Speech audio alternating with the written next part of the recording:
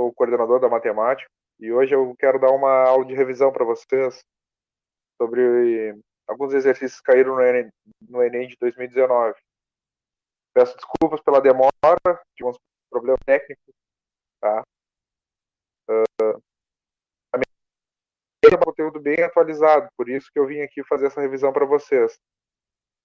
A nossa área que a gente vai trabalhar hoje em destaque vai ser álgebra, um grande destaque para as questões de logaritmo, de funções exponenciais.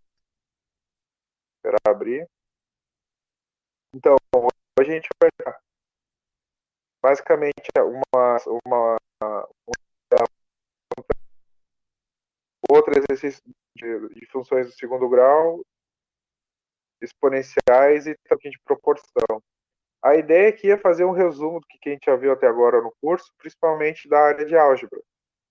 Posteriormente, agora, semana que vem, acredito que a gente vai fazer um resumo também de geometria plana. A ideia é fazer um resumo, tá, pessoal? Então, as questões, eu vou ler as questões para vocês, ajudar um pouquinho na interpretação e também conseguir fazer com que vocês resolver fazer com a exercício, tá? Deixa eu ver se eu tenho mais alguma coisa para falar. Qualquer dúvida, eu estou à disposição. Aqui está meu e-mail no início da apresentação, gustavobrk@gmail.com. E só mais alguma coisa de mim, eu já dou aula no desafio há 1 ano e meio, mais ou menos 1 ano e meio. Mas sempre trabalhava com aulas presenciais, né? Devido à pandemia, agora a gente trabalha com as aulas online.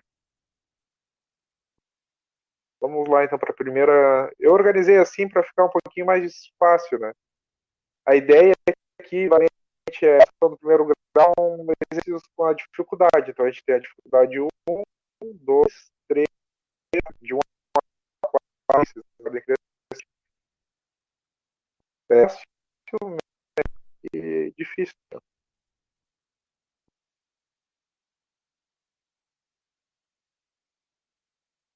A primeira questão sobre o assunto de álgebra, conteúdo de funções de primeiro grau. Enem 2019, a questão 173.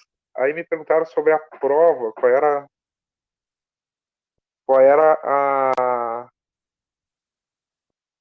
a cor da prova. Bom, a cor da prova, eu não sei a cor da prova. Tá? Eu sei que é esse número de questão, esse é o número da questão. Vamos lá, então. Uma empresa tem funcionário, um deles gerente, que recebe por semana. Outros funcionaristas, um deles por semana, recebendo 80 por dia trabalhado. Então já tem bastante informação. Chamando de quantidade total da empresa, a quantia Y, essa empresa, funcionários, essa por essa questão. Ele já está indo a trabalhar com a variável X, provavelmente está trabalhando ou com uma equação do primeiro grau ou com uma equação.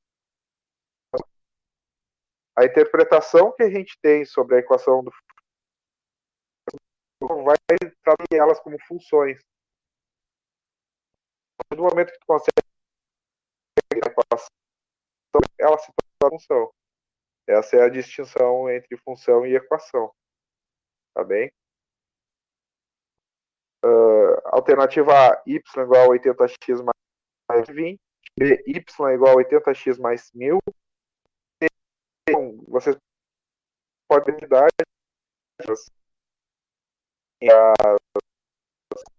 então é bem tendenciosa. Então, uma questão desse tipo, que as alternativas são próximas, a gente tem que olhar com um pouquinho mais de cautela. Tem alternativas que são bem gritantes, então aí tu pode resolver com mais facilidade. Mas quando são muito, a gente tem que... Tá?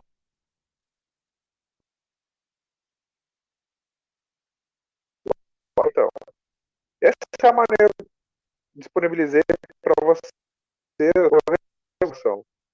Aqui bem explicado, mas eu começo com um breve resuminho do que é uma equação do primeiro grau. Tá? Traduz forma de função do primeiro grau. onde o A é o coeficiente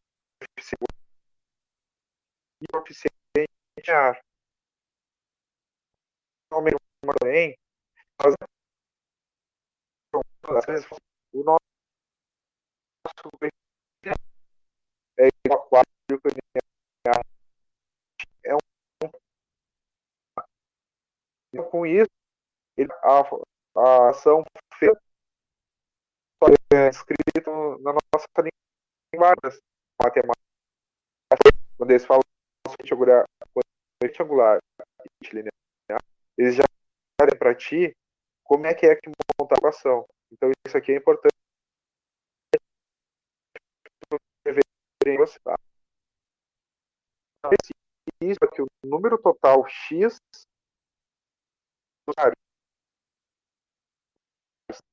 mas como é que ele fala sobre o olha só, essa questão de hoje deve funcionar porque e funcionar, ou seja, os normalmente tu vai tá, então se os funcionários é x, ele não vai funcionar. Então, que o gerente vai errar.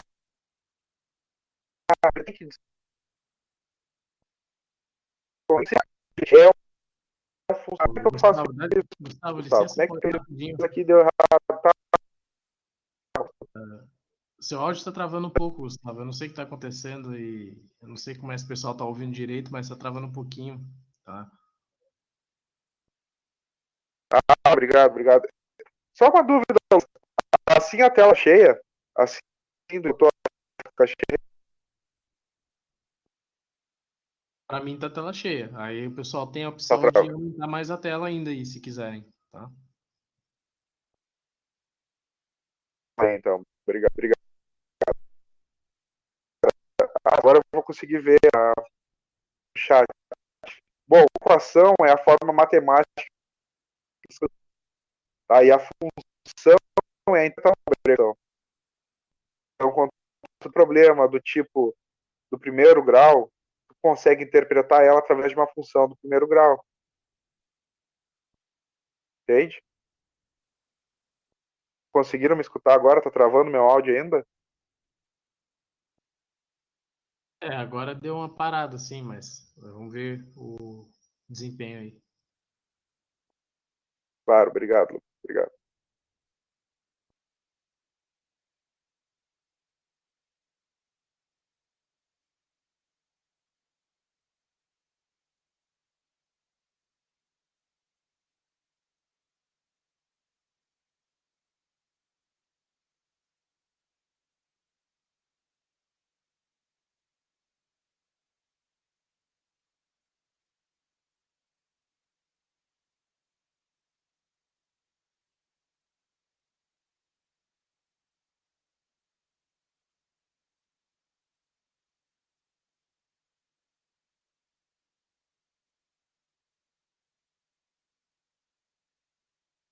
O Gustavo, agora não tá dando para ouvir, não sei o que aconteceu aí, cara. Não estamos ouvindo nada. Tá? Não sei se tu mutou aí, ou Alô? fez aí. Não, não sei o que tá acontecendo, meu velho. Não sei. Deixa eu ver. Não sei se tá caindo a internet celular. Eu tô na 3G. Ah, entendi. Entendi. Não, agora voltou o áudio, tá? É porque não tava dando para ouvir mesmo, assim. Às vezes olha no chat ali, que o pessoal fala bastante coisa no chat, então é sempre bom dar uma olhadinha ali, tá?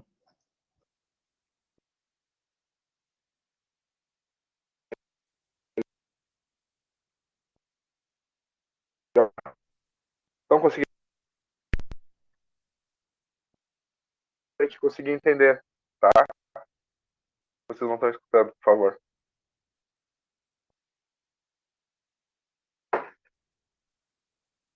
Vamos lá, então, continuando. A gente teve que separar o gerente dos funcionários, né? com isso a gente pega o x menos 1, onde esse menos 1 seria o gerente. E aí a gente consegue fazer o cálculo, por causa que o gerente é um salário à parte. Entende? Então aqui vocês vão ter x menos 1 vezes 160. Esse 160 é quanto ganha cada diarista durante a semana. Já que eles trabalham por diária R$80, 2 dias na semana sairia R$160. E é esse o cálculo que eu faço aqui explicando. Ó. Cada diarista trabalha 2 vezes na semana e ganha R$80. Ou seja, 2 vezes 80, 2 vezes R$80 é igual a 160. Com isso, a gente vai montar essa equaçãozinha do primeiro grau. X menos 1 vezes 160. Essa multiplicação vai distribuir para cada funcionário que não é gerente o valor de R$160, mais R$1.000, que seria o valor do gerente. Então, a gente vai ter que y, aplicando uma distributiva, isso aqui é mais um resuminho, a gente aplica uma distributiva, vamos fazer x vezes 160, dá 160x, menos 1 vezes 160 dá menos 160. E o 1.000 tu reescreve. Então, vai ter y é igual a 160x menos 160 mais R$1.000, que vai ser igual a y igual a 160x mais 840. A nossa resposta certa é a letra D. Tá, mas professor, o que é esse y? Esse y é quanto que a empresa vai gastar durante a semana. Então, eles têm que montar uma equação para conseguir entender quanto é que eles vão gastar durante a semana. Isso é relevante, porque daqui a 4, 5 semanas, eles podem colocar, alterando o valor de y, e vocês vão conseguir entender qual é o valor que eles vão gastar daqui a 5 semanas. Entende? Vocês vão ter que alterar também o valor que eles ganham por semana. Ficou um pouquinho confuso, tá? Pera aí. Em uma semana, com essa quantidade de funcionários, eles vão ganhar y igual a 160x mais 840. Daqui a 5 semanas, quanto é que eles vão ganhar? Quanto é que eles vão ter que gastar para pagar os funcionários? Vai pegar 5 vezes y, onde y é o valor por semana. Se eles quiserem aumentar a quantidade de funcionários, eles alteram o valor de x. E se eles quiserem saber quantas semanas eles vão precisar, quanto de dinheiro que eles vão precisar para pagar em 5 semanas, eles vão multiplicar 5 vezes y. Tá? Vamos para a próxima. Espero que não traque o áudio. Bom, a próxima questão é uma questão de uma equação do segundo grau, que é típica do Enem. Eu peguei uma de 2013, mas 2014, 2015 a gente trabalha com elas. Todo Enem cai uma equação do segundo grau. E é valorizada a questão que mais pessoas acertam, né? Então, esse tipo de questão aqui é essencial vocês acertarem essa questão. Tá? Porque é uma questão simples que envolve basicamente uma operação lá da equação do segundo grau. Então, é a questão número 167 do Enem de 2013. Uma pequena fábrica vende seus bonés em pacotes com quantidades de unidades variáveis. O que é essa informação? Vamos dizer que cada pacote, um pacote tem 2 bonés, outro pacote tem 30 bonés, outro pacote tem 60 bonés, e assim vai variando a quantidade por pacote. Tá? O lucro obtido é dado pela expressão LX, que é igual a menos x ao quadrado mais 12x menos 20, onde x representa a quantidade de bonés contidos no pacote. Então, olha só que interessante. A gente vai trabalhar uma função do segundo grau que descreve um problema real. Esse problema real seria um comércio de bonés e eles querem entender como é que funciona e qual é o valor máximo de bonés que tu vai conseguir colocar dentro de um pacote. Então, a empresa pretende fazer um único tipo de empacotamento, obtendo um lucro máximo. Para obter o lucro máximo nas vendas, os pacotes devem conter uma quantidade de bonés igual a Bom, basicamente ele te dá uma equação do segundo grau, e essa equação do segundo grau tem o coeficiente do A negativo. Se fosse resolver rápido, como é que tu resolve rápido? Só falando. Tu pega o coeficiente negativo do A, tu vai saber que a concavidade é voltada para baixo. Essa concavidade voltada para baixo, a gente sabe que o x do vértice é a quantidade máxima de bonecas que tu vai conseguir. Calcula o x do vértice, tu resolve a questão. Tá, mas como é que a gente faz isso numa revisão, né, pessoal? Bom, a gente quer encontrar o número máximo de bonecos para serem empacotados. Para isso, é necessário achar o valor máximo do x na equação. Mas eu vou fazer uma revisãozinha básica aqui para vocês. Quando vocês estudaram lá a equação do segundo grau, quando vocês estudaram a equação do segundo grau, vocês viram que normalmente tu consegue resolver uma equação do segundo grau por Bhaskara. E nessa Bhaskara tu pode resolver de formas bem diferentes. Uns querem resolver ela inteira, outros separam em delta, outros caracterizam o A, o B e o C da Bhaskara, como vocês podem ver aqui. A, x ao quadrado mais bx mais c. O A é o coeficiente do x ao quadrado, o B é o coeficiente do x e o C é chamado de constante. Tá? Aqui a gente tem o nosso tradicional delta para resolver uma equação de segundo grau. E aqui a gente tem o nosso x do vértice, que é menos b sobre 2a. E o y do vértice, menos delta sobre 4a. Também a gente tem as chamadas e famosas raízes da equação de segundo grau. Essas raízes descrevem basicamente quando a função ela toca o eixo x. Ou seja, quando o y é igual a zero, a gente tem as nossas raízes. Normalmente temos duas raízes. Tá? Vai se destacar aqui também para o nosso problema que ele tem um coeficiente do x ao quadrado negativo. O que significa isso? Que o nosso a ele é negativo. O a é menor que zero. O que acontece quando o a é menor que zero? A concavidade será voltada para baixo. Desculpa aqui, teve um erro de digitação. E aqui a gente vai ter uma concavidade voltada para cima, tá bem? E com a concavidade voltada para cima, você vai ter, quando calcular o x do vértice, você terá o ponto mínimo. E quando calcular com a concavidade voltada para baixo, você terá o x como ponto máximo.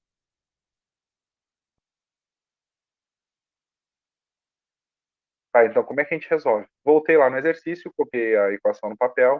Então a gente tem que Lx é igual a menos x ao quadrado mais 12x menos 20. Beleza.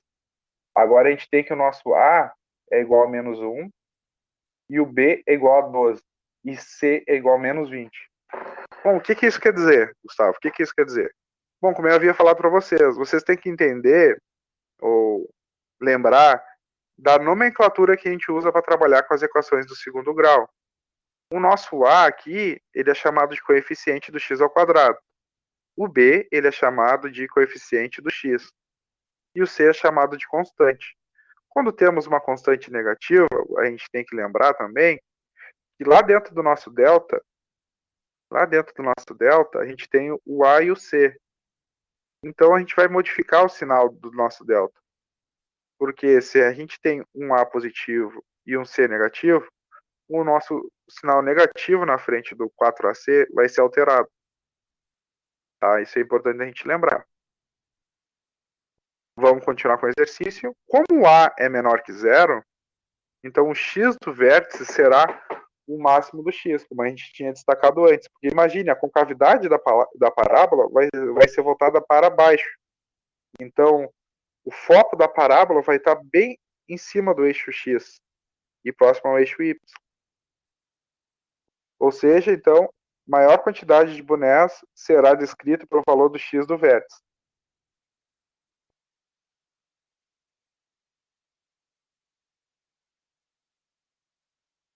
Um minutinho, estou cuidando aqui para não cair o áudio de novo.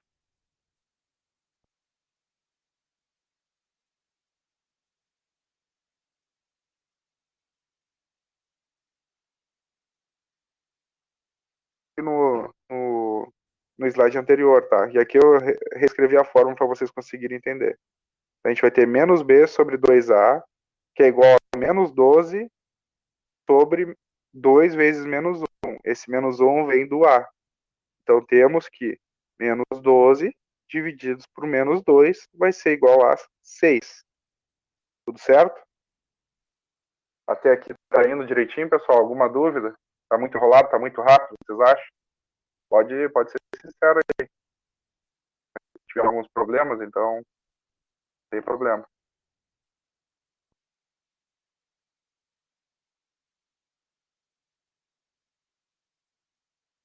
Será?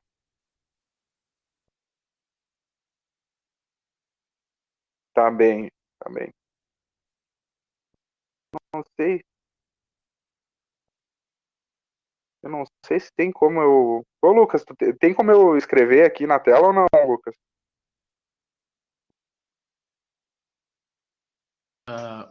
Acho que sim, tá? Deve ter alguma opção para ti aí do lado aí da tela. Ah, achei. Então tá, eu vou tentar. Obrigado, Lucas. Bom, pessoal, desculpa aí, eu tô aprendendo a usar esse programa que eu não tinha usado ainda antes. Tá. Então, basicamente, desculpa pelo desenho também, né? Não, acho que não vai ficar muito bom. Mas, basicamente, tu tem um eixo assim e o eixo assim, né? Aqui é o eixo X.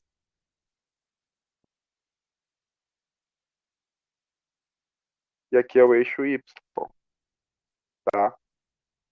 O X do vértice vai ser dessa forma. Isso aqui, esse ponto aqui, ó.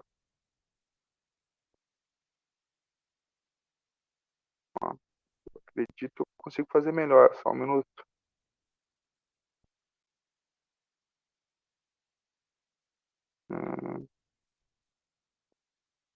Esse aqui é o X do vértice, tá? Deixa eu ver. Tô tentando, pessoal, tô tentando. Esse aqui, ó. Meu Deus. Tá.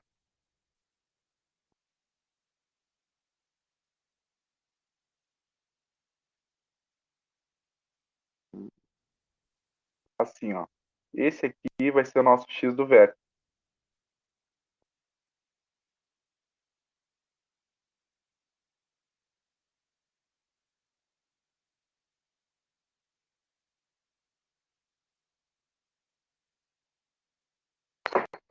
X do vértice. O que que é isso, ó? Essa é a maneira que se comporta a curva que ele nos deu. Esse menos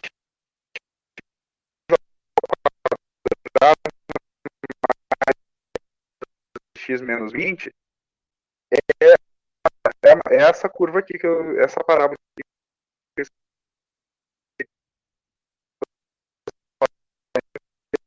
a taxa de concavidade, a taxa para concavidade está voltada. Isso se dá por ativo. O que é o do vértice, então, Giovanni? O x do vértice é esse valor aqui. Esse valor, ó. Ele tem coordenada em x. E aqui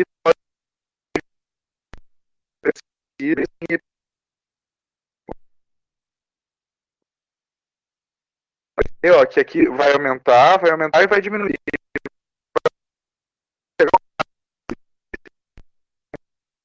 Depois vai começar a diminuir novamente. Ou seja, aqui é o nosso ponto máximo. Esse aqui é o ponto máximo. Então é a maior quantidade de bonecos que tu vai conseguir fazer essa equação que a empresa deu. Tá? Espero ter melhorado um pouco a apresentação. Mais alguma dúvida, pessoal, sobre essa parte? Agora, é bastante que eu perguntei para a parte de funcionários. Consegui, Giovana, dar uma esclarecida ou mais ou menos?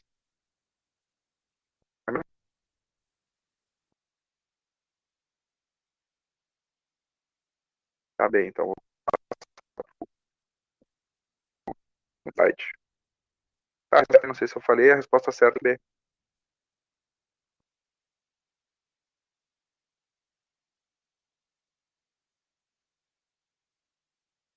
tudo tranquilo. Vamos lá. A gente está enfrentando muita dificuldade, mas essa questão é muito interessante para a gente trabalhar. Porque, com certeza, a gente tem questões relacionadas a logaritmos e exponenciais nesse próximo Enem. E eu acredito que seja mais de uma, mais de uma, seria uma economia. Essa é a questão. Todas eu vou falar sobre funções exponenciais, logaritmos, ou produção de matérias, tá? Porque ele vai ser um grande foco dele seria trabalhar com essas áreas. E como tem muita questão relacionada a isso, então é bom estudar bastante sobre isso, tá? Vamos lá, função exponencial. O que vocês têm que saber sobre funções exponenciais? Vocês têm que se lembrar das regras das funções exponenciais, trabalhar com os expoentes com base constante. Então anota aí, trabalhar com, estudar expoentes com base constante. Bom, vou ver lá na revisão do caderno de vocês, quando a gente trabalhou com funções exponenciais e logarítmicas, tá? Vamos lá, então. Em um laboratório, cientistas observaram o crescimento de uma população de bactérias submetida a uma dieta magra em fósforo com generosas porções de arsênico. Bom, o que é isso?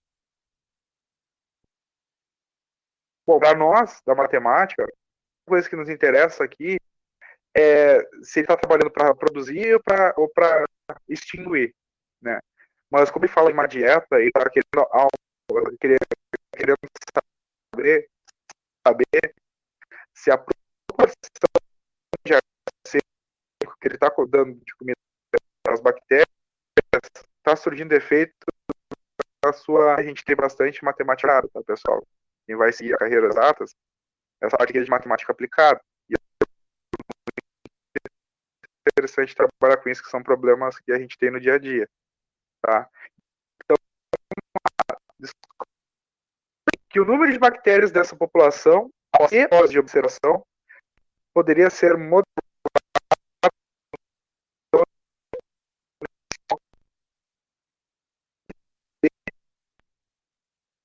e ver, não sei se teve algum tipo de correção, mas eu acabei pegando errado, tá? Mas vamos lá, vamos ler o que é essa função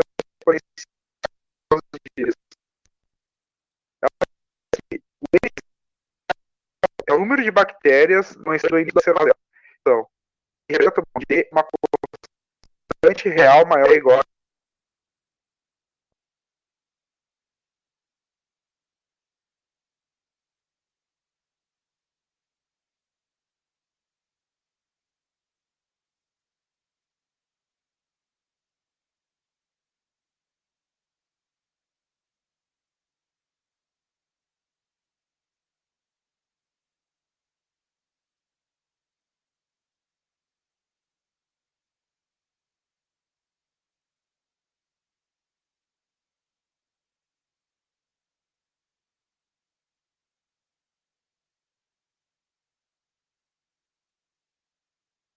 que a gente está tendo, vamos melhorar bastante, tá?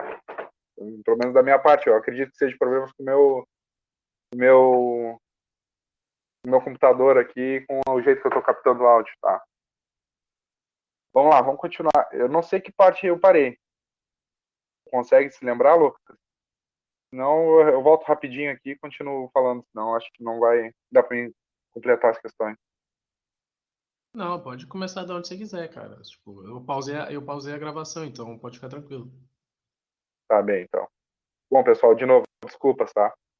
Em um laboratório, cientistas observam o crescimento de uma população de bactérias submetida a uma dieta magra em fósforo com generosas porções de arsênico. Bom, trabalhando com essa parte aqui das funções exponenciais, ele vai dar um resuminho aqui do que é equação e como é que ele quer que a gente identifique as variáveis, tá?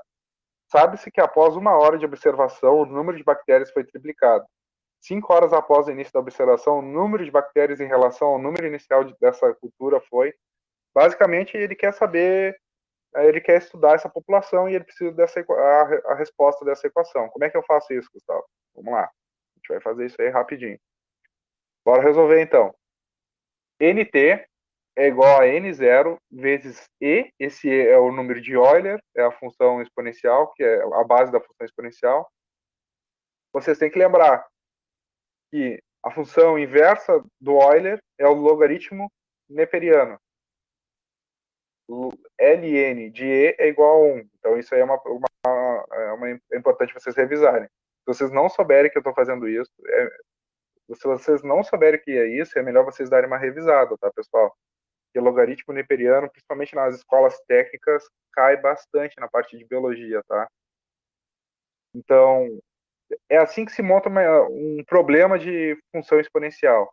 Ele te dá o início do teu problema, t igual a zero, significa que o quê? Tu vai pegar esse zerinho aqui e vai colocar lá dentro dos parênteses da equação. Então, tu vai ter n0, vai ser igual a o n0, que é uma constante, vezes o número de Euler, elevado na k0.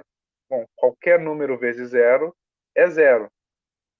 Qualquer número elevado na zero é 1. É isso que eu fiz aqui.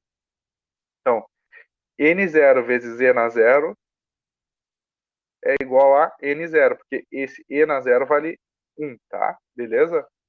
Agora ele fala também, se vocês lembrarem do enunciado, que quando temos 1 hora depois do início do experimento, a população triplicou. Então, eu vou pegar esse número 1, vou substituir na variável t, e vou ter que n0 na e vezes k na 1 vai ser igual a k. Então, a gente vai ter n0 vezes e na k, que é igual a 3 vezes n0. Bom, aqui tem a base do nosso problema. Por que aqui tem a base do nosso problema? Porque a gente vai conseguir isolar agora o k, ou o e na k. O que fica mais fácil para nós? A gente vai ter que n0 vezes e na k é igual a 3 vezes n0. Aqui, ó, pessoal, só copiei aqui, ó.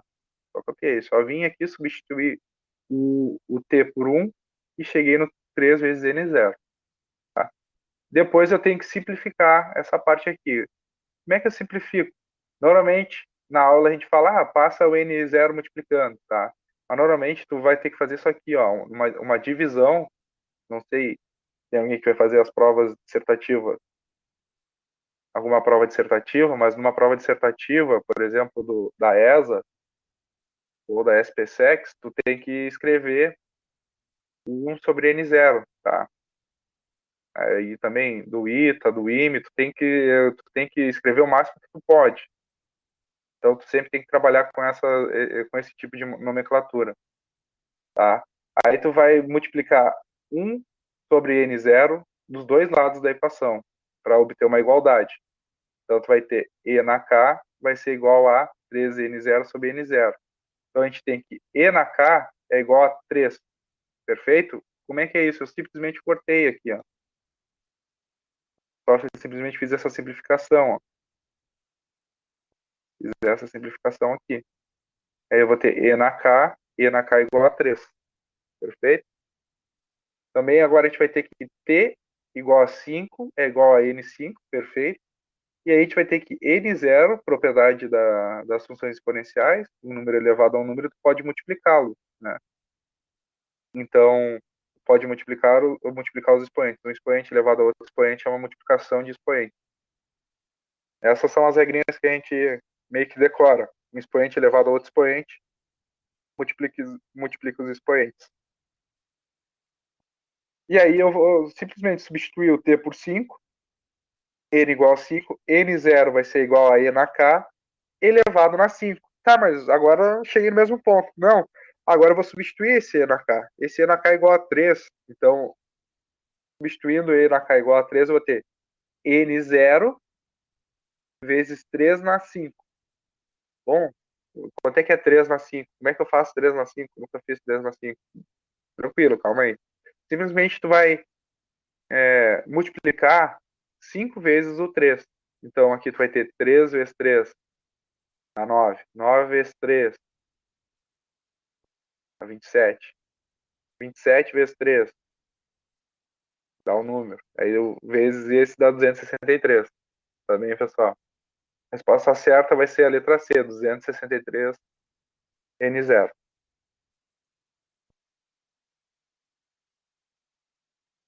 Pessoal, foi? Já ia passar para a próxima. Foi mais ou menos, foi muito complicada a questão. O que, que vocês acharam? Só para mim ter um termômetro, o que, que vocês acharam dessa questão? Tranquilo? Win?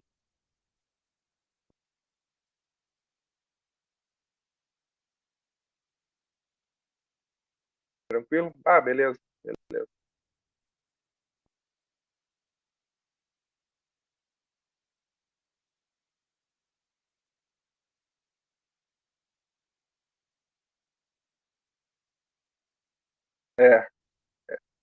É, eu acredito que vai cair bastante a questão de logaritmos e funções exponenciais, tá? Então, se eu fosse vocês, dava uma cuidada bastante nessa parte. Mas, basicamente, a gente trabalhou aqui, foi a montagem do problema só e uma regra de exponenciais aqui, do expoente do E na K elevado numa outra constante. Vamos para a próxima, que eu acho que vai ser um pouco mais tranquilo e também de grande importância, né? Bom, aqueles textões gigantescos do Enem, é isso aí que a gente tem de novo. Então, Enem 2019, questão 158. Bom, a nossa cidade está crescendo bastante, mas acredito que no IF talvez caia bastante problemas assim também, tá? Bastante não, mas pelo menos um problema ou dois desses cai, né? Porque, se eu não me engano, são 15 ou 10 questões do IF. Olha, eu gosto muito das provas do IF, pessoal. Sempre estudei bastante as provas do IF.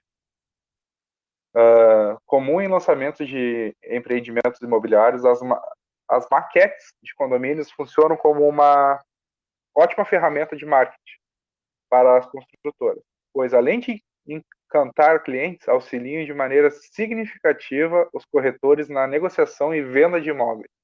Um condomínio está sendo lançado em um novo bairro de uma cidade. Na maquete projetada pela construtora, em escala de 1:200, existe um reservatório de água com capacidade de 45 centímetros cúbicos. Quando todas as famílias estiverem residindo no condomínio, a estimativa é que por dia sejam consumidos 30 mil litros de água. Em uma eventual falta de água, os reservatórios cheios. Opa, desculpa. O reservatório cheio será suficiente para abastecer o condomínio por quantos dias?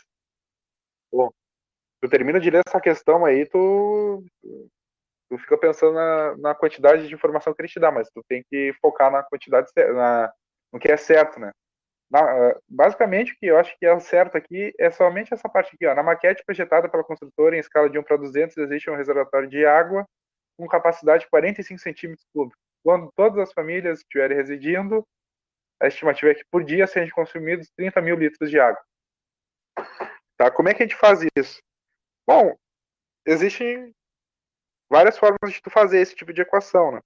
Esse tipo de problema, desculpa. Esse tipo de problema. Eu, basicamente, eu lembro de cabeça sempre quanto é que é os 30 mil litros, 1 litro, né? 1 litro é 0,001 ml. Então, eu sempre trabalho sobre essa medida, 0,001 ml. E eu também sei que um centímetro cúbico é 0,001 ml, tá? Eu só estou dando uma dica para vocês, né, pessoal? Vocês podem montar aquela tabela das medidas e conseguirem buscar com exatidão. Mas às vezes tu tem pouco tempo para montar a tabela, para ter tudo isso. Então, são alguns números chaves que a gente guarda na cabeça, tá? Como é que a gente faz essa questão, então? A gente vamos lembrar aqui, eu até botei. Lembrando que 1 centímetro cúbico é igual a 1 ml e 1 ml é igual a 0,001 litros. Aqui, se tu botar 200 ml, pode converter para litros também, tá?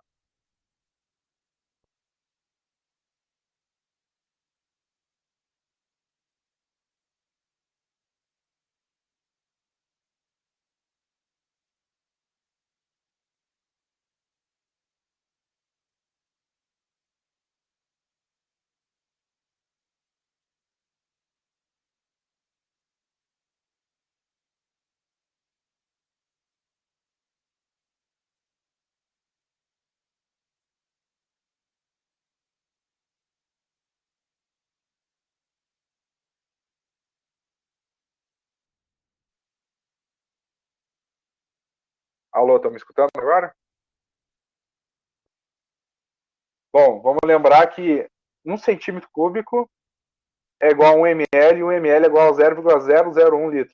A gente vai ter que fazer aquela continha ali de 1 sobre 200 elevado na 3. Bah, como é que eu faço isso? É uma conta muito grande. Bom, pessoal, eu sou sempre daquela ideia que tem que sempre simplificar as coisas, tá? Porque a partir do momento que tu simplifica o cálculo, embora que ele dê mais trabalho, fica mais fácil tu acertar uma questão. Então, quando eu trabalho com números grandes, duas coisas eu não deixo de mexer, de ajeitar ou de filtrar. Eu sempre faço a escalagem dos números. Por exemplo, aqui, o que é a escalagem? Aqui eu vou ter 100 ao cubo. Ah, mas professor, não tem nem 100 ao cubo aqui, é 200, tá errado.